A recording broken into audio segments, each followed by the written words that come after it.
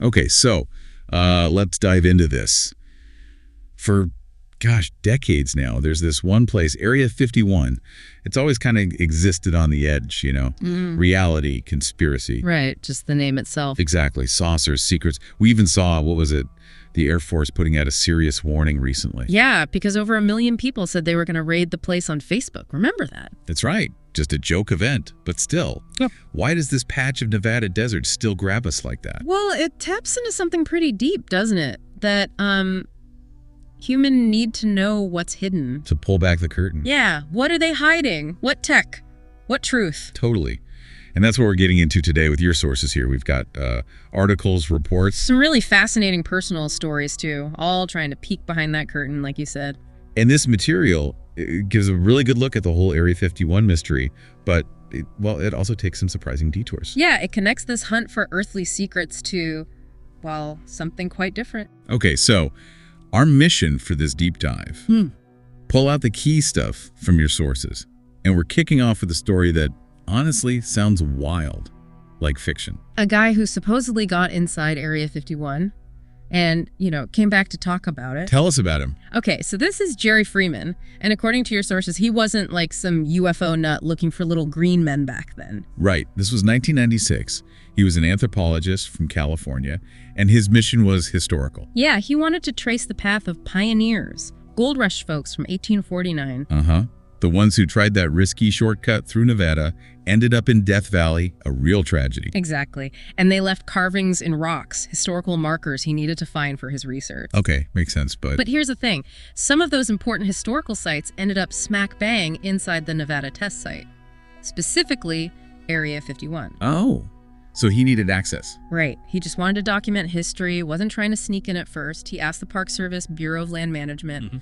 They were apparently fine with it. But the Air Force. Your sources say, nope, flat denial, no access. Which, okay, led him to do something pretty bold. Yeah, he decided, well, he'd just go in anyway. Seriously. Packed his gear, set off on what the sources call this incredible 100-mile solo hike across the desert. Wow.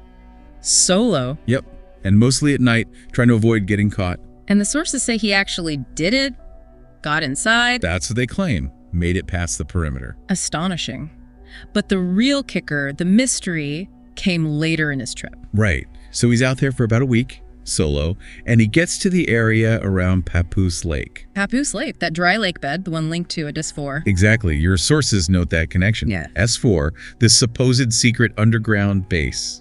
Which was already kind of infamous then, mid-90s, because of Bob Lazar. Right? Yeah, Lazar had come out a few years before, claiming he'd worked at S4, reverse engineering alien tech, all that. But Freeman wasn't thinking about Lazar or aliens when he got there. No, he was focused on finding those pioneer inscriptions. But then, according to what he told George Knapp, the journalist...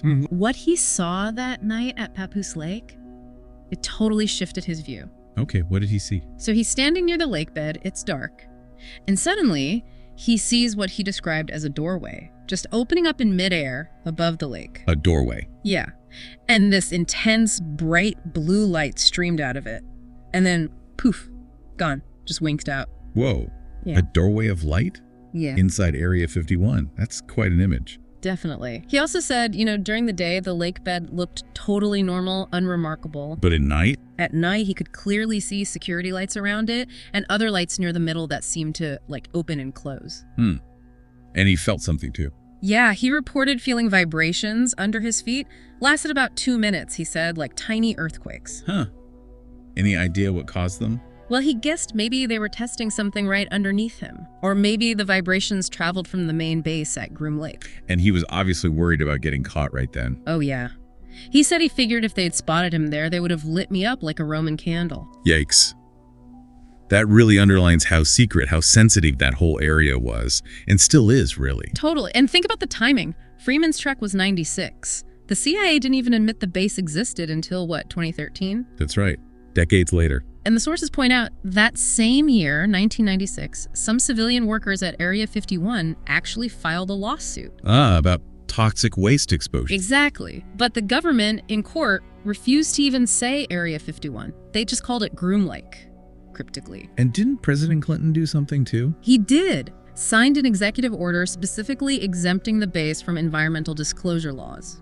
basically shielding whatever was happening there, tests, waste, tech, from any kind of public or legal look-in. Pretty much. It just reinforced this idea that the place operated outside the normal rules, completely off the books. Meanwhile, you had journalists like Jim Goodall talking to insiders. Right, and these sources, people who apparently worked at Groom Lake, were hinting at really advanced stuff being developed. Things way beyond public knowledge. That's the implication. One source is quoted in your material telling Goodall something like, "There are things going on I can't tell you about until 2025. Which, as the source notes, is right now. Yeah, kind of spooky timing. So Freeman finishes his trek, documents the history stuff he went for, and shares this bizarre story about Papoose Lake. But the secrecy, the speculation, it just kept building around the base over the years, didn't it? Absolutely. We've seen satellite images showing weird structures. Like that strange triangular building someone spotted on Google Maps not that long ago. Yeah.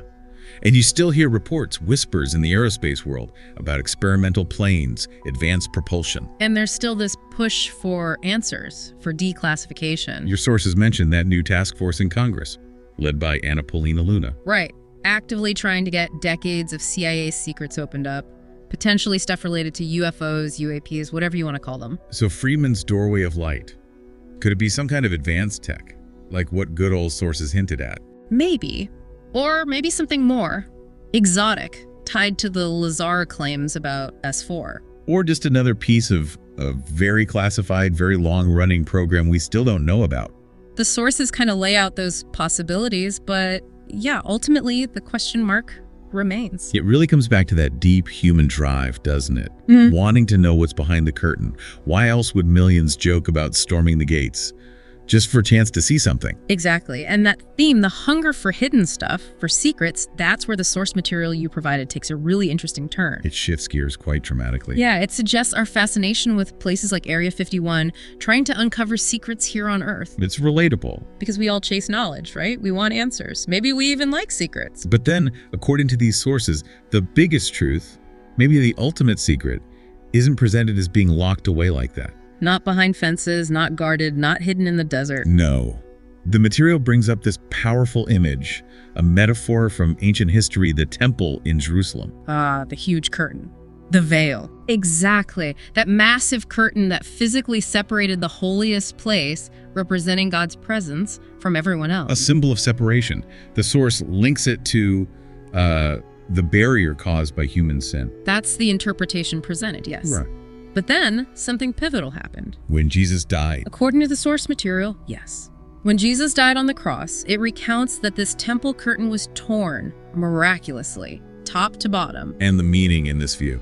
The interpretation given is that the way was now open. Access to God wasn't restricted anymore. You don't have to sneak in or break down barriers or find a hidden entrance. Because, as this material argues, Jesus himself is the open way. He provided the access. So it's a completely different kind of door. That's how it's presented, not one you have to risk everything to find in the dark, like Freeman maybe did. But one that's just open. Open because of what the source describes as Jesus' sacrifice, his atoning work. And the invitation isn't just for a select few.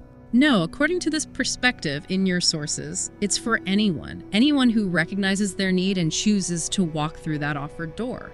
It's framed as being about acceptance, not about, like, proving yourself or meeting some impossible standard. Yeah, it sets up a stark contrast. Yeah. You've got the heavily guarded, maybe inaccessible secrets of Area 51 on one hand. And on the other, this fundamental spiritual truth presented as completely openly available. One needs you to breach the barriers, the other asks you to accept an open invitation. So thinking about all this, what does it mean for you, the listener, as you pursue your own knowledge, your own understanding? Whether that's about mysteries out in the desert or, the bigger questions in life. We've covered quite a bit. Jerry Freeman's alleged trip inside Area 51, that strange sighting at Papoose Lake. The whole context with Bob Lazar and S4, the intense government secrecy shown by the lawsuit, Clinton's order, those hints from Jim Goodall's sources. And even recent things like satellite images and the new declassification efforts, all coming straight from the sources you gave us. And then we saw how that material pivots.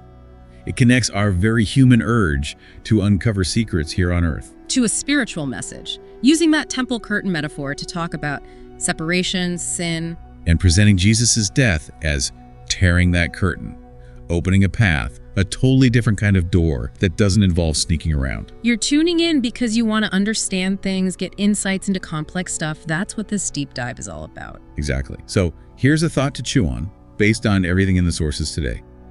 What is our fascination with hidden places like Area 51? That real gut feeling, wanting to see behind the fence, behind the curtain? What does that reveal about us?